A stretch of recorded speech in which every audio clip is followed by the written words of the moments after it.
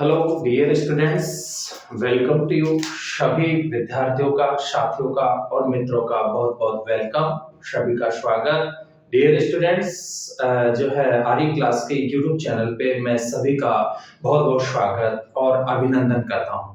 प्यारे विद्यार्थियों, बूंद बूंद से घड़ा भरता है। जिस प्रकार से जो है बूंद बूंद से घड़ा भरता है, ठीक उसी प्रकार से आपके थोड़े थोड़े ज्ञान से आपको जो है सफलता निश्चित रूप में प्राप्त होती है। खुद ही को कर इतना बुलंद कि खुदा तुमसे पूछे कि बता बंदे तेरी रजा क्या है। तो प्यारे विद्यार्थियों, बने रहिए आर्य क्लास यूट्यूब चैनल के अंतर्गत। आपको जो है महत्वपूर्ण कंटेंट आपको रोज मेरे द्वारा जो है आपको अवेलेबल कराए जाएंगे। निश्चित रूप में ये जो क्लासें हैं आपके लिए जो है महत्वपूर्ण और उपयोगी साबित होंगी। इस बात की डियर स्टूडेंट्स, प्यारे साथियों और विद्यार्थियों, मैं जो है उम्मीद करता हूं। तो प्रिय विद्यार्थियों, आज का जो हमारा टॉपिक रहेगा संविधान का निर्माण। कॉन्स्टिट्यूशन जो मेकिंग है, संविधान का निर्माण की प्रत्येक देश का जो है एक संविधान होता है और संविधान में जो है कानून होते हैं, विधि होती है। संविधान लिखित नियमों का वह दस्तावेज होता है जिसके आधार पर किसी देश का क्या चलाया जाता है, शासन चलाया जाता है। और प्रिय विद्यार्थियों, शासन के जो 3 अंग होते हैं, व्यवस्थापिका, कार्यपालिका और न्यायपालिका, तीनों अंगों को जो शक्तियां जो सौंपी जाती है वो संविधान के द्वारा ही जो है सौंपी जाती है। इसके अलावा जो संविधान होता है वो शासक और शासितों के मध्य संबंधों का जो है क्या करता है, निर्धारण करता है। तो किसी देश की शासन प्रणाली में जो संविधान होता है उसका महत्वपूर्ण क्या होता है, रोल होता है। तो डियर स्टूडेंट्स, हम बात करने वाले हैं भारतीय संविधान के निर्माण की कहानी के संदर्भ में। देखेंगे कि भारतीय संविधान का जो निर्माण है वो संविधान सभा के द्वारा किया गया था। ध्यान रखना, संविधान का निर्माण, संविधान का निर्माण जो है, संविधान का निर्माण एक संविधान निर्मात्री सभा के द्वारा किया गया। संविधान का निर्माण संविधान निर्मात्री जो है सभा के द्वारा किया गया। ठीक है, संविधान निर्मात्री सभा के द्वारा किया गया। और संविधान निर्मात्री सभा का जो मतलब है जो है कि संविधान निर्माण के लिए गठित समिति को संविधान निर्मात्री सभा के नाम से जाना जाता है। ठीक है, तो डियर स्टूडेंट्स, प्यारे विद्यार्थियों, आपको विशेष रूप से ध्यान रखना है कि संविधान का जो निर्माण किया गया वो संविधान निर्मात्री सभा के द्वारा किया गया था। ठीक है, इसके अलावा जो है संविधान निर्माण के लिए गठित प्रतिनिधि जो सभा थी, इसी को जो है संविधान निर्मात्री सभा कहा जाता है।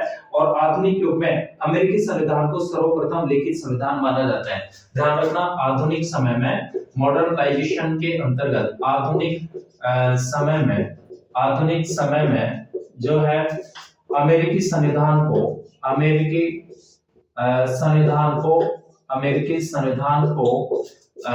प्रथम लिखित संविधान माना जाता है। अमेरिकी संविधान को प्रथम जो है लिखित संविधान माना जाता है। प्रथम लिखित संविधान जो है इसको माना जाता है। ठीक है, संविधान माना जाता है। किसको माना जाता है? अमेरिका के संविधान को। ठीक है, डियर स्टूडेंट्स, ध्यान रखना, अमेरिका का जो संविधान है, अमेरिका में जो शासन प्रणाली है वो अध्यक्षात्मक शासन प्रणाली है। कौन सी शासन प्रणाली है?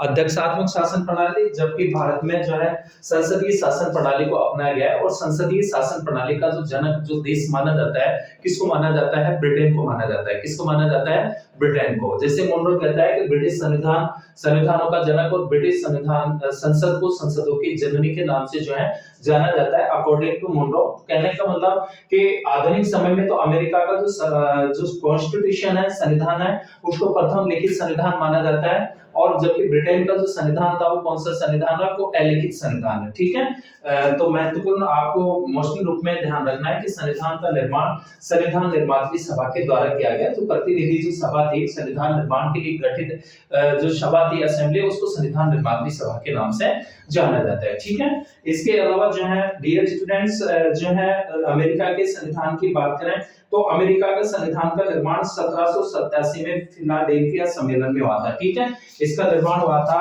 1787 में जो है फिलाडेल्फिया सम्मेलन में हुआ था।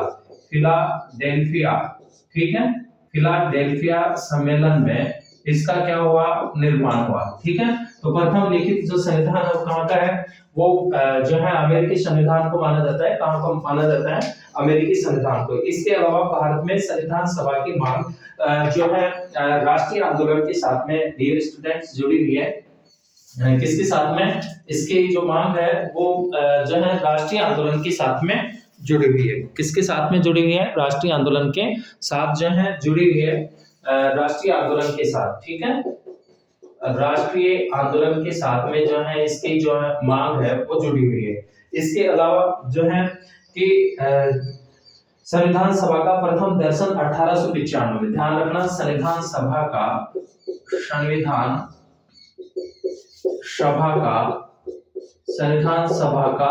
प्रथम दर्शन, संविधान सभा का प्रथम दर्शन जो है 1895 में तिलक के निर्देशन में जो तैयार किया गया था।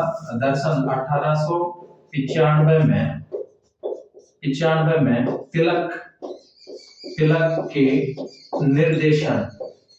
के निर्देशन में जो है तिलक के निर्देशन में तैयार किया गया स्वराज्य विधेयक में देखने को मिलता है। किसमें देखने को मिलता है? स्वराज्य विधेयक में स्वराज्य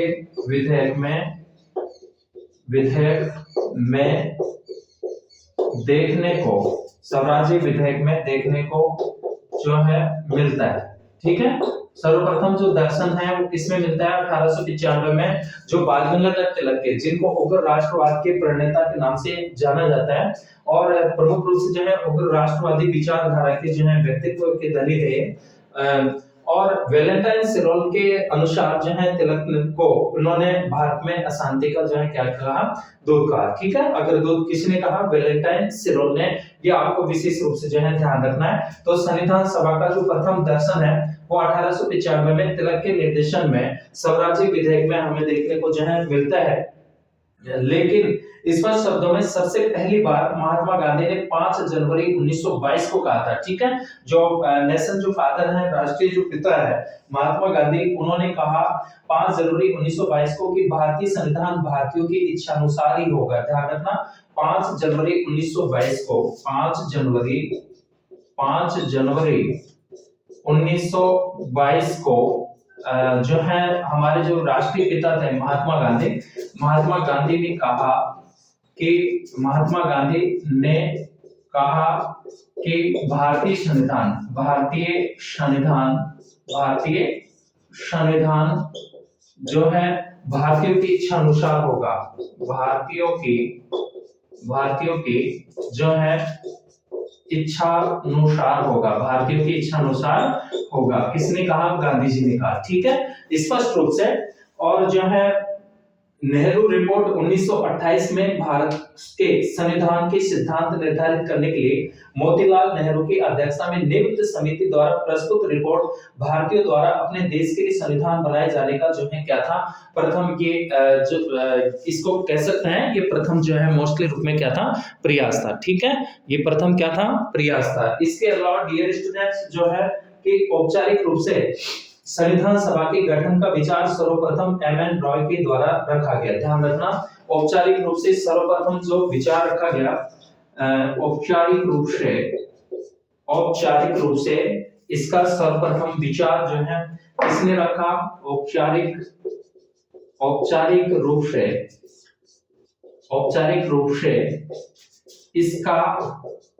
इसका सर्वप्रथम विचार जो है एमएन रॉय ने रखा। एमएन रॉय, मानवेंद्र नाथ रॉय ने रखा, ठीक है। जो उन्होंने मानवेंद्र नाथ रॉय जो नवमानववाद की धारणा के प्रतिपादन इन्होंने किया, एमएन रॉय ने रखा। और जो है डियर स्टूडेंट्स, तो इस प्रकार से जो है कि मोस्टली रूप में एमएन रॉय के द्वारा रखा गया। और 1934 में स्वराज्य पार्टी ने पहली बार भारत के संविधान निर्माण के लिए संविधान सभा के गठन की मांग की। किसने की? 1934 में स्वराज्य पार्टी ने, 1934 में, ठीक है। स्वराज्य पार्टी के द्वारा क्या रखी गई? मांग रखी गई। इसके अलावा जो है डियर स्टूडेंट्स जो है कांग्रेस ने अपने फैजपुर अधिवेशन में उक्त मांग को स्वीकार किया और पंडित जवाहरलाल नेहरू ने 1938 के कांग्रेस अधिवेशन में कहा कि भारतीय संविधान का निर्माण एक संविधान सभा द्वारा किया जाए, जो कि वैश्य मताधिकार के आधार पर भारत की जनता द्वारा जो है क्या की गई हो, उसको चुना गया। नेहरू की मांग को ब्रिटिश सरकार ने आधिकारिक रूप से 8 अगस्त 1940 के अगस्त प्रस्ताव में लॉर्ड लिनलिथगो के द्वारा पहली बार जो है स्वीकार किया गया और भारतीय संविधान का निर्माण भारतीयों की प्रतिनिधि सभा द्वारा किया जाएगा। 30 मार्च 1942 के क्रिप्स मिशन के प्रस्ताव में भी इस बात को स्वीकार किया गया कि भारतीय संविधान भारतीयों के द्वारा निर्मित किया जाएगा। क्रिप्स मिशन को या इस प्रस्ताव को जो है मुस्लिम लीग ने अस्वीकार कर दिया और मुस्लिम लीग की मांग थी कि भारत को 2 स्वायत्त हिस्सों में बांट दिया जाए जिनकी अपनी अपनी संविधान सभाएं हों। अंततः भारत में कैबिनेट मिशन योजना जो है मौजूद रूप में आती है और इस मिशन ने 2 संविधान सभाओं की मांग को जो है क्या कर दिया, ठुकरा दिया। अब डियर स्टूडेंट्स, भारतीय संविधान का जो निर्माण किया जाता है वो कैबिनेट मिशन योजना के आधार पर किया गया। ध्यान रखना, कैबिनेट मिशन योजना जिसमें मौजूद रूप में जो है 3 सदस्य थे, sir Stephen Cripps, Patrick Lawrence और एबी अलेक्जेंडर। ठीक है, 3 सदस्यों का आयोग जो है कहां पे आता है, भारत में आता है और इसने संविधान निर्माण के संदर्भ में जो है अपनी जो है योजना रखी कि किस तरह से भारतीय संविधान का जो है निर्माण किया जाए। तो इसी को जो है कैबिनेट मिशन योजना के नाम से जाना जाता है। तो विशेष रूप से आप लोग देखते हैं कैबिनेट मिशन तथा संविधान सभा का गठन। कैबिनेट मिशन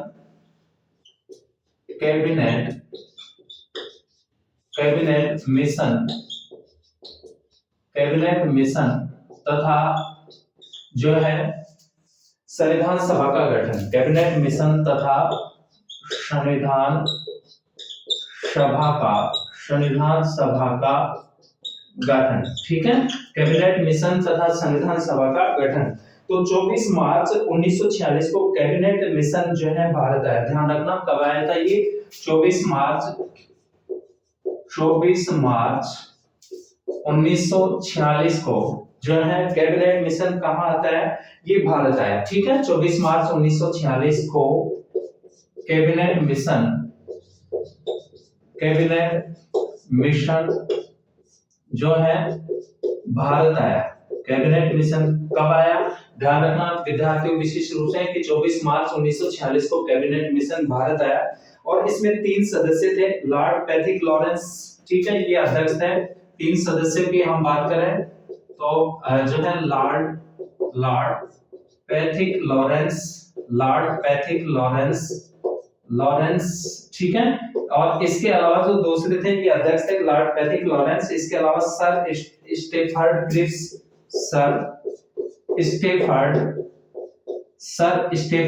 क्रिप्स और इसके अलावा जो तीसरे जो सदस्य थे एबी अलेक्जेंडर।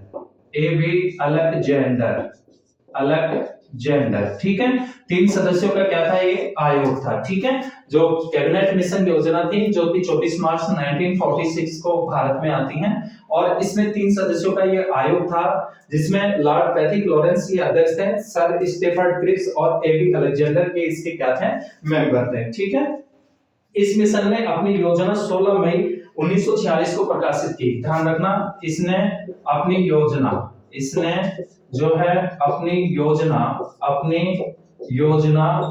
16 मई 1946 को जो है प्रकाशित की। 1946 को क्या की, प्रकाशित की।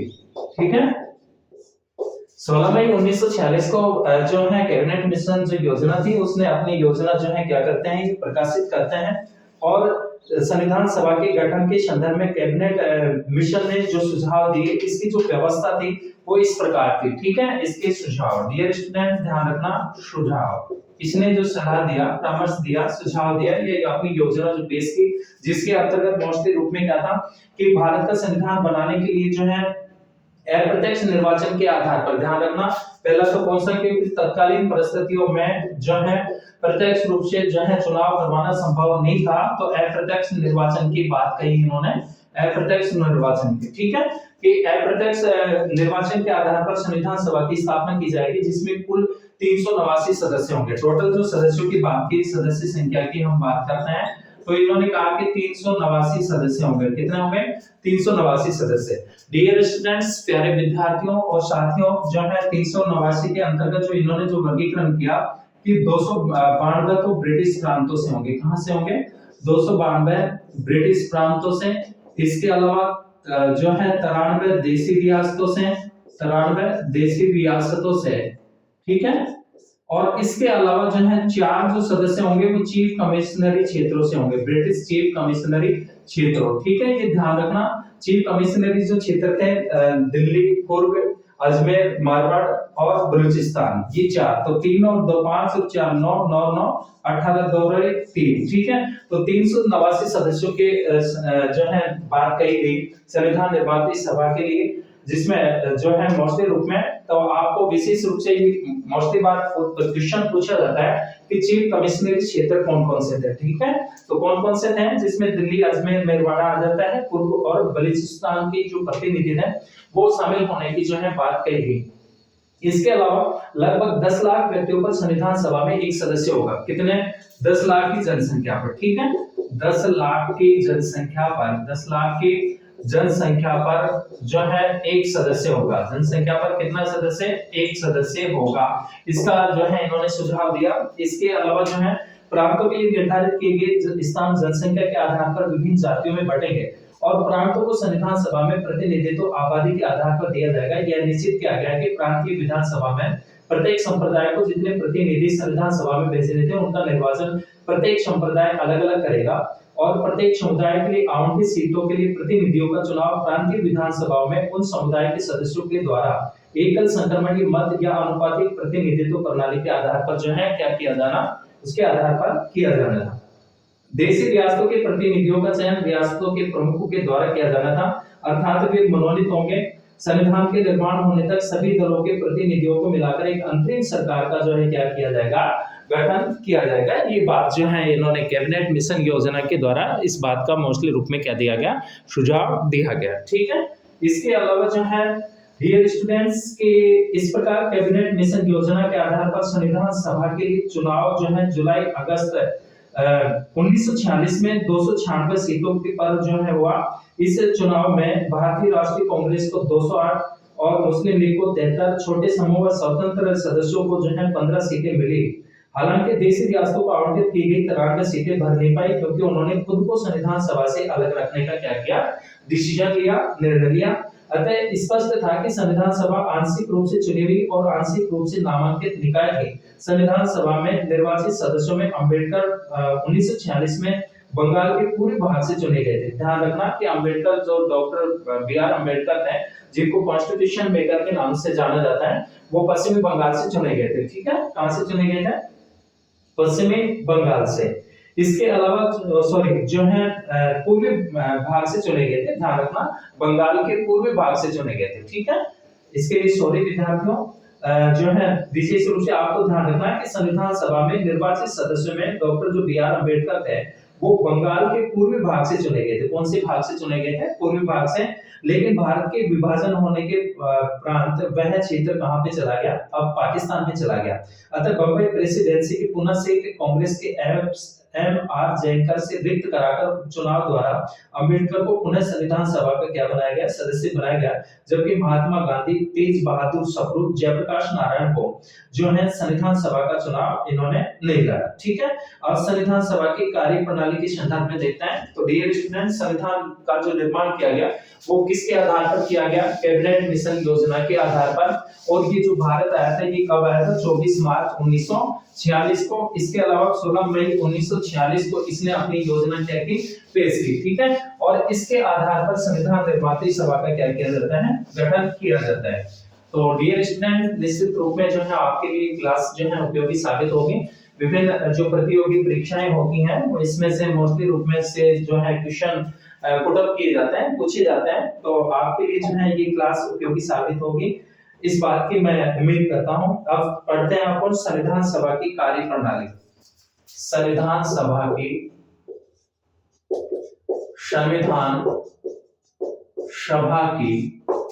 कार्य प्रणाली, संविधान सभा की कार्य प्रणाली के संदर्भ में अपन बात करेंगे। ठीक है, तो जो कार्य प्रणाली है कि इसकी प्रथम बैठक की बात करते हैं अपन। सबसे पहले जो है संविधान सभा की प्रथम बैठक। ठीक है, तो इसकी जो प्रथम बैठक है वो 9 दिसंबर 1946 को। ध्यान रखना, 9 दिसंबर 1946 को इसकी प्रथम क्या होती है? बैठक होती है। ठीक है, जिसमें डॉक्टर सच्चिदानंद सिन्हा को क्या बनाया जाता है? अस्थायी अध्यक्ष बनाया जाता है। मुस्लिम लीग ने बैठक का बहिष्कार किया और अलग पाकिस्तान की मांग पर बल दिया। फ्रांस की तरह संविधान के वरिष्ठतम सदस्य, बुजुर्ग और प्रमुख राजनीतिक नेता डॉक्टर सच्चिदानंद सिन्हा को संविधान सभा का अस्थायी अध्यक्ष बनाया गया। ठीक है, ध्यान रखना, अस्थायी अध्यक्ष की बात करें तो अस्थायी अध्यक्ष किसको बनाया गया? ध्यान रखना डियर स्टूडेंट्स, ये कई बार क्वेश्चन पूछा जाता है। अस्थायी अध्यक्ष डॉक्टर सच्चिदानंद सिन्हा को जो है अस्थायी क्या बनाया जाता है? अध्यक्ष बनाया जाता है। बाद में डॉक्टर राजेंद्र प्रसाद इसके स्थायी अध्यक्ष बनते हैं। तो जिनका प्रस्ताव आचार्य कृपलानी के द्वारा रखा गया। इस बैठक में जो है 211 सदस्यों ने भागीदारी की। इसी दिन फ्रैंक एंथोनी को डॉक्टर सच्चिदानंद सिन्हा के द्वारा उपसभापति मनोनीत किया गया। दूसरी बैठक होती है इसकी 11 दिसंबर 1946 को। ध्यान रखना, ये प्रथम बैठक और दूसरी जो बैठक है, दूसरी बैठक 11 दिसंबर 1946 को हुई। ठीक है, दूसरी बैठक कब होती है? 11 दिसंबर 1946 को। और इसमें डॉक्टर राजेंद्र प्रसाद को स्थायी अध्यक्ष बनाया गया। ठीक है, अभी इनकी जगह अध्यक्ष कौन बनते हैं? डॉक्टर राजेंद्र प्रसाद। ठीक है, डॉक्टर राजेंद्र प्रसाद को क्या बनाया गया? स्थायी अध्यक्ष बनाया गया। ठीक है, जिनका प्रस्ताव आचार्य कृपलानी के द्वारा रखा गया और सरदार पटेल ने इसका समर्थन किया। संविधान सभा के दूसरे सत्र में 25 जनवरी 1947 को एच.जी. मुखर्जी हरिंदर कुमार को उपाध्यक्ष तथा कालांतर में 16 जुलाई 1947 को वीटी कृष्णमाचारी को संविधान सभा के उपाध्यक्ष के रूप में निर्वाचित किया गया। अर्थात संविधान सभा के दो क्या थे? उपाध्यक्ष थे। और बी.एन. राव को संवैधानिक सलाहकार नियुक्त किया गया। ठीक है, संवैधानिक जो सलाहकार थे, संवैधानिक सलाहकार किसको बनाया गया? बी.एन. राव को बनाया गया। ठीक है, इसको बनाया गया बी.एन. राव को। ये संविधान निर्मात्री सभा में संवैधानिक सलाहकार के रूप में थे। और जो तीसरी बैठक होती है इसकी, तीसरी बैठक, ठीक है, प्रथम बैठक तो कब हुई? 9 दिसंबर 1946 को, जिसमें अस्थायी अध्यक्ष कौन बनाए गए? डॉक्टर सच्चिदानंद सिन्हा को। दूसरी बैठक होती है 11 दिसंबर 1946 को, जिसमें स्थायी अध्यक्ष किसको बनाया गया? डॉक्टर राजेंद्र प्रसाद को। और तीसरी जो बैठक हुई इसकी, वो होती है 13 दिसंबर 1946 को। ध्यान रखना, 13 दिसंबर 1946 को। ठीक है, इसकी तीसरी बैठक होती है। और इसमें पंडित जवाहरलाल नेहरू ने ऐतिहासिक उद्देश्य प्रस्ताव पेश किए। ध्यान रखना, जो प्रस्तावना में निहित है पंडित जवाहरलाल नेहरू के द्वारा, नेहरू जी के द्वारा जो है उद्देश्य प्रस्ताव रखे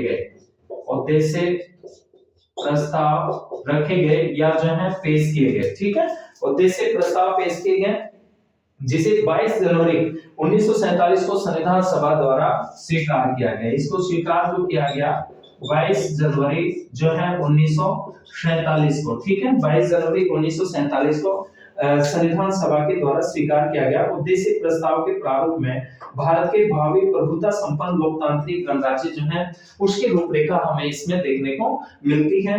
और जिसमें संघीय राज्य व्यवस्था की कल्पना की गई और इसके परिवर्तित रूप से संविधान की जो है क्या बनी? प्रस्तावना बनी। उद्देश्य प्रस्ताव से क्या बनती है? प्रस्तावना। डियर स्टूडेंट्स, जैसा हमने पिछली क्लास के अंतर्गत हमने बात की थी प्रस्तावना के संदर्भ में, और जो प्रस्तावना थी कि प्रस्तावना जो होती है वो प्रत्येक देश का संविधान होता है। संविधान के प्रारंभ में क्या होती है? प्रस्तावना होती है। प्रस्तावना किसी भी संविधान के जो मुख्य आदर्श होते हैं, लक्ष्य होते हैं, उन सबको क्या करती है? स्पष्ट करती है। क्या करती है? स्पष्ट। और इसलिए प्रस्तावना को संविधान की आत्मा कहा जाता है और क्या कहा जाता है? कुंजी कहा जाता है। तो भारतीय संविधान के प्रारंभ में भी जो है एक प्रस्तावना है, और उस प्रस्तावना उद्देश्य प्रस्ताव का क्या बनी? वो मोस्टली रूप में आधार बनी। तो उद्देश्य प्रस्ताव जो पेश किए गए वो तीसरी बैठक में पेश किए गए 13 दिसंबर 1946 को। किसके द्वारा? पंडित जवाहरलाल नेहरू जी के द्वारा, जो कि हमारे देश के प्रथम क्या थे? प्रधानमंत्री बने। ठीक है, तो इसके बाद में डियर स्टूडेंट्स जो है हम जो बात करते हैं संविधान निर्मात्री सभा के इसके निर्माण के संदर्भ में, संविधान निर्मात्री सभा के संदर्भ में, तो संविधान सभा के प्रमुख जो निर्वाचित जो नेता थे, प्रमुख जो मोस्टली जो नेता थे उनकी बात करते हैं। एक तो डॉक्टर श्यामा प्रसाद मुखर्जी ये अध्यक्ष थे अखिल भारतीय हिंदू महासभा और कांग्रेस पार्टी के द्वारा नामांकित थे बंगाल से। पंडित जवाहरलाल नेहरू अध्यक्ष भारतीय राष्ट्रीय कांग्रेस के ये संयुक्त प्रांत से, और मोहम्मद अली जिन्ना जो अध्यक्ष All India Muslim league Punjab प्रांत से। लेकिन प्राय यह कह दिया जाता है कि जिन्ना संविधान सभा के सदस्य नहीं थे, यह त्रुटिपूर्ण है। जिन्ना पंजाब से संविधान सभा के सदस्य चुने गए, यह बात अलग है कि उन्होंने मुस्लिम लीग के अन्य सदस्यों के साथ संविधान सभा का क्या कर रखा था, बहिष्कार कर रखा था। ठीक है। डॉक्टर बी आर अम्बेडकर ये अध्यक्ष All India Scheduled Caste Federation Bengal से। फ्रैंक एंथोनो अध्यक्ष मुख्य एंग्लो इंडियन एसोसिएशन के द्वारा। जगजीवन राम जी ये अध्यक्ष All India depressed classes league Congress द्वारा नामांकित कहां से थे, बिहार से थे। हंसा मेहता ये अध्यक्ष All India women's conference Congress द्वारा नामांकित बंबई से। और कामेश्वर सिंह ये दरभंगा के क्या थे, महाराजा थे। कामेश्वर सिंह क्या थे, दरभंगा के महाराजा थे। अध्यक्ष All India land holders association स्वतंत्र सदस्य के रूप में, और बिहार से क्या थे, निर्वाचित थे। इसके अलावा महात्मा गांधी, सर तेज बहादुर सप्रू, जयप्रकाश नारायण ने संविधान सभा का जो है इन्होंने चुनाव नहीं लड़ा। ठीक है। इन्होंने नहीं लड़ा, किसने नहीं लड़ा, महात्मा गांधी, सर तेज बहादुर सप्रू, जयप्रकाश नारायण ने संविधान सभा का जो है चुनाव नहीं लड़ा। किंतु महात्मा गांधी ने 16 प्रमुख व्यक्तियों की सूची कांग्रेस कार्य समिति को दी और सिफारिश की कि इन लोगों को कांग्रेस के टिकट पर संविधान सभा के लिए चुना जाए। इसके अलावा एनी मस्करेनी देशी रियासतों के प्रतिनिधित्व करने वाली एकमात्र महिला क्या थी, प्रतिनिधि थी। कौन, एनी मस्करेनी। एनी मस्करेनी, ध्यान रखना डियर स्टूडेंट्स, एनी मस्करेनी। ठीक है। एनी मस्करेनी, एनी मस्करेनी ये देशी रियासतों से प्रतिनिधित्व करने वाली एकमात्र महिला थी। ध्यान रखना, देशी रियासतों से प्रतिनिधित्व करने वाली एकमात्र महिला थी। देशी रियासतों से प्रतिनिधित्व करने वाली एकमात्र क्या थी, महिला थी। एकमात्र क्या थी, महिला थी।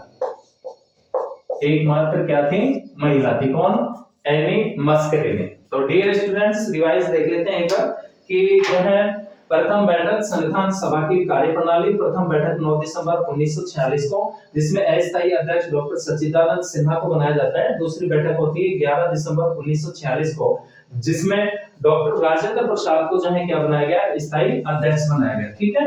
किसको बनाया गया, डॉक्टर राजेंद्र प्रसाद जी को। ठीक है। डॉक्टर राजेंद्र प्रसाद को क्या बनाया जाता है, स्थायी अध्यक्ष बनाया जाता है। और संवैधानिक सलाहकार जो बने बी.आर. राव। तीसरी बैठक 13 दिसंबर 1946 को, जिसमें नेहरू जी के द्वारा उद्देश्य प्रस्ताव रखे गए। और 22 जनवरी 1947 को इनको क्या किया जाता है, संविधान निर्मात्री सभा के द्वारा उद्देश्य प्रस्ताव को क्या किया गया, स्वीकार किया गया। ठीक है। 22 जनवरी 1947 को, ये आपको विशेष रूप से क्या रखना है, ध्यान में रखना है। डियर स्टूडेंट्स सतत और लगातार मेहनत करते रहिए और दिल में जुनून और पूरी इच्छा शक्ति के साथ में मेहनत के प्रति समर्पित रहिए। निश्चित रूप में आपको जो है सफलता प्राप्त होगी। ठीक है। अब हम बात करते हैं डियर स्टूडेंट्स इसके बाद में संविधान सभा की समितियां।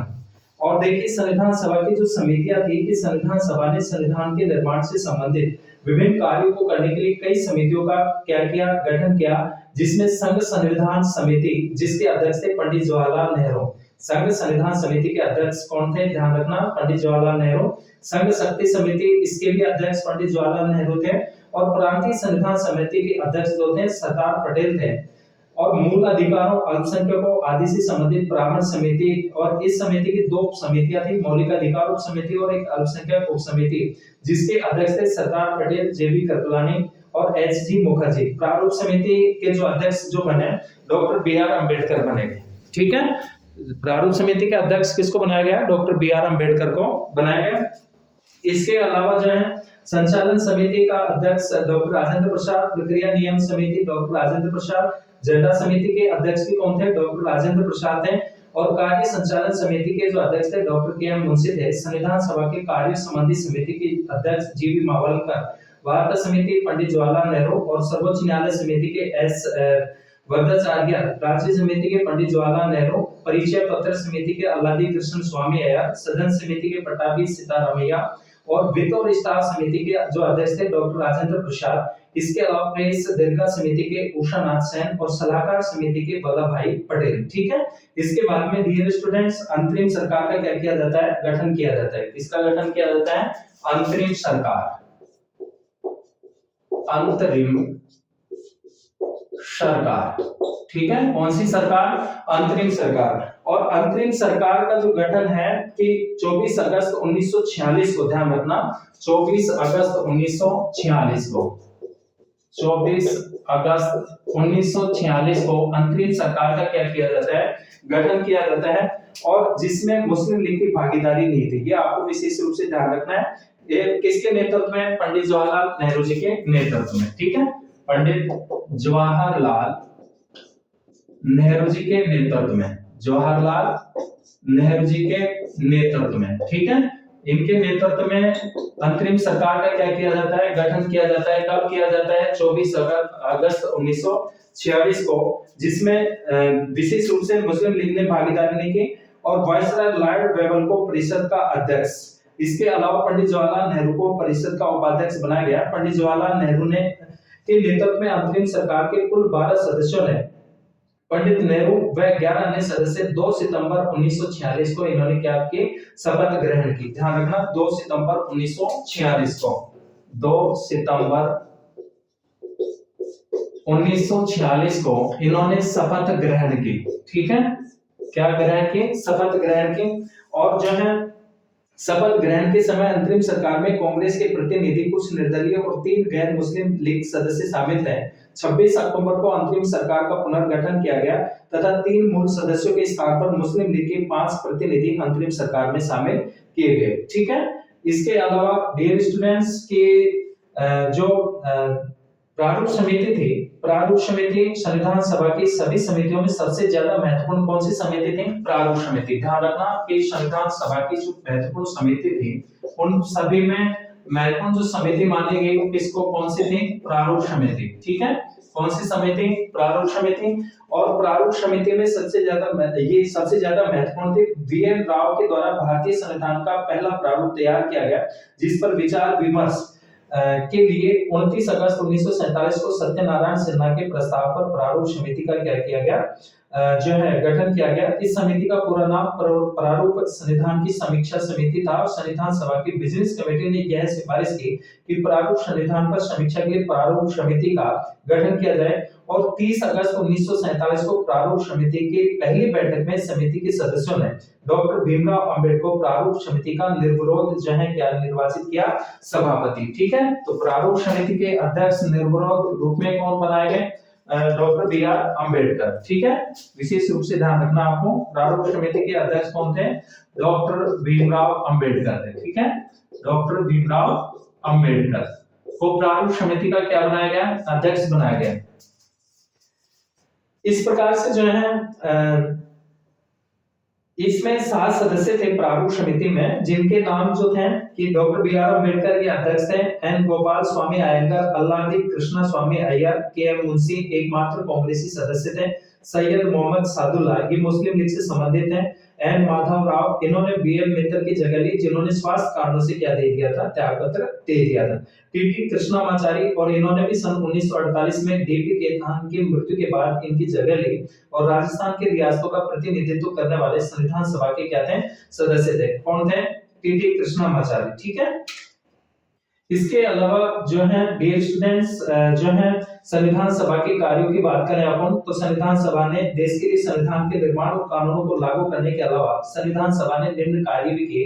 एक तो इसने 16 मई 1949 में राष्ट्रमंडल में भारत की सदस्यता का क्या किया, सत्यापन किया। इसने 22 जुलाई 1947 को राष्ट्रीय ध्वज को अपनाया। 14 सितंबर 1949 को हिंदी को राजभाषा के रूप में क्या किया, स्वीकार किया। इसके अलावा इसने 24 जनवरी 1950 को राष्ट्रीय गान को अपनाया। इसने 24 जनवरी 1950 को राष्ट्रीय गीत को अपनाया और इसने 24 जनवरी 1950 को डॉक्टर राजेंद्र प्रसाद को भारत के पहले राष्ट्रपति के रूप में चुना। ठीक है, 24 जनवरी 1950 को।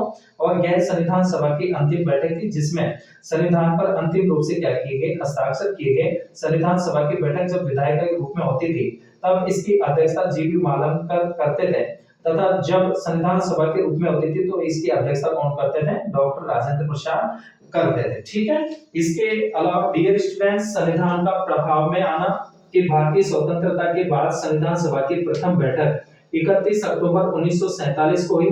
डॉक्टर बी आर अम्बेडकर ने सभा में 4 नवंबर 1948 को संविधान का अंतिम प्रारूप क्या किया?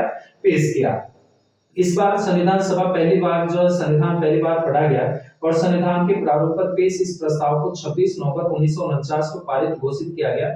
इस पर अध्यक्ष व सदस्यों ने हस्ताक्षर किए। सभा में कुल 399 सदस्यों में से उस दिन केवल 284 सदस्य उपस्थित थे। कितने सदस्य उपस्थित थे? 284, जिन्होंने संविधान पर क्या किए? अध्यक्ष क्या किए? हस्ताक्षर किए। ठीक है, तो हस्ताक्षर करने वाले जो सदस्यों की जो संख्या थी वो कितने थे? 284 सदस्य। ठीक है, कितने सदस्यों ने हस्ताक्षर किए? 284 ने हस्ताक्षर किए, जिन्होंने और संविधान की प्रस्तावना में 26 नवंबर 1949 को उल्लेख इस दिन के रूप में किया गया कि जिस दिन भारत के लोगों ने सभा में संविधान को अपनाया, लागू किया और स्वयं को संविधान सौंपा। तो 26 नवंबर 1949 को अपनाई गई संविधान में प्रस्तावना 395 अनुच्छेद और 8 अनुसूचियां थी। इस दिन संविधान सभा के माध्यम से भारत की जनता ने भारतीय संविधान को अंगीकार, अधिनियमित और आत्मार्पित किया और अनुच्छेद 393 के अंतर्गत भारतीय संविधान का संक्षिप्त नाम दिया। संविधान के कुछ उपबंध अनुच्छेद 394 के अंतर्गत नागरिकता, तदर्थ संसद, निर्वाचन आयोग, संक्रमणकालीन उपबंध संबंधी प्रावधान लागू है और अनुच्छेद 394 में संविधान के आरंभ होने की तिथि का उल्लेख किया गया 24 जनवरी 1950, जो कि संविधान सभा का अंतिम दिन था। उसको सदस्य ने संविधान पर अपने क्या किए? हस्ताक्षर किए। और इस प्रकार से डियर स्टूडेंट्स कि संविधान को बनने में 2 वर्ष 11 माह और 18 दिन का क्या लगा? समय लगा। तो इस प्रकार से डियर स्टूडेंट्स ये भारतीय संविधान निर्मात्री सभा के बारे में कि किस प्रकार से हमारे संविधान का निर्माण हुआ, उसके संदर्भ में आज की क्लास के अंतर्गत हमने विशेष जो बिंदु थे, मुख्य बिंदुओं पे हमने चर्चा की। ये निश्चित रूप में आपके लिए उपयोगी साबित होंगे, इस बात की मैं उम्मीद और आशा करता हूं डियर स्टूडेंट्स। तो प्रिय विद्यार्थियों, साथियों और मित्रों, मेरे द्वारा आपको जो रोज डेली क्लासेस के अंतर्गत कंटेंट उपलब्ध कराए जा रहे हैं, निश्चित रूप में आपके लिए उपयोगी होंगे और मुझे और अधिक मोटिवेट करने के लिए प्रिय विद्यार्थियों, आपका स्नेह और प्यारे साथियों और मित्रों मुझे और अधिक मोटिवेट करेगा। तो आप ज्यादा से ज्यादा इस चैनल को आर्य क्लास यूट्यूब चैनल को लाइक करें, शेयर करें, सब्सक्राइब करें।